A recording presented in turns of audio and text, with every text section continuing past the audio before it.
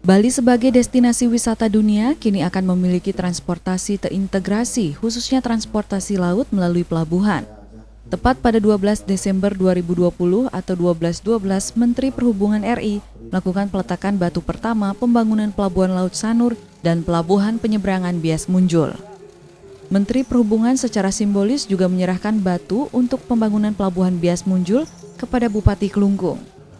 Groundbreaking dilakukan Menteri Perhubungan RI Budi Karya Sumadi didampingi Gubernur Bali Wayan Koster dan juga Wakil Wali Kota Denpasar I Gusti Ngurah Jaya Negara.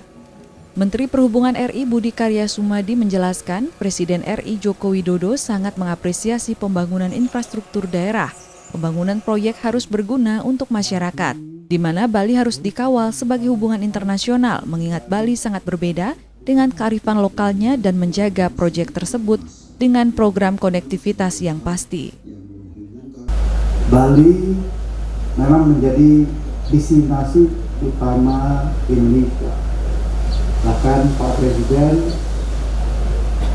membayangkan Bali ini harus dikawal menjadi satu destinasi yang menjadi hub internasional. Pak Presiden menginginkan ada 5 Bali baru, yaitu Toba, Borobudur, Mandalika, Labuan Bajo, dan juga Manado. Sementara itu, Gubernur Bali Wayan Koster mengatakan dengan adanya pelabuhan ini masyarakat dapat terlayani dengan baik, nyaman, dan aman. Selain itu, para pemedak, pemangku yang akan bersembahyang atau wisata spiritual ke Pura Dalempet di Nusa Penida dapat menyeberang dengan baik. Terlebih wisatawan akan mendapatkan fasilitas penyeberangan berstandar internasional. Pembangunan wilayah sekitar dengan ikon Laut Siwa Baruna juga akan disinergikan pemerintah Kota Denpasar. Semakin tinggi ratingnya di dunia untuk dikunjungi, maka harus disiapkan pelabuhan yang layak, yang memadai sebagai pelabuhan penyeberangan. Sanur ini memiliki dermaga Sanur ini ya di samping untuk pariwisata dan juga untuk spiritual dan juga untuk kebutuhan masyarakat Denpasar dan khususnya dengan masyarakat yang ada di Nusa. Nah, kita sebenarnya dari dulu Pak Wali juga merencanakan ada pembangunan patung Siwa Baruna sebagai ikonnya pantai laut. Nah, dengan adanya sekarang pengembangan dermaga di Sanur ini tentu kita akan sinergikan karena di kawasan pesisir ini akan menjadi wisata baru di Kota Denpasar. Pembangunan dermaga Sanur akan memiliki terminal dengan desain ikon lokal yakni Jukung Mencande dengan karakter Gajah Mina. Ikon ini sebagai simbol keseimbangan antara laut dan darat yang tentunya dipercaya masyarakat Bali sebagai perlambangan keselamatan.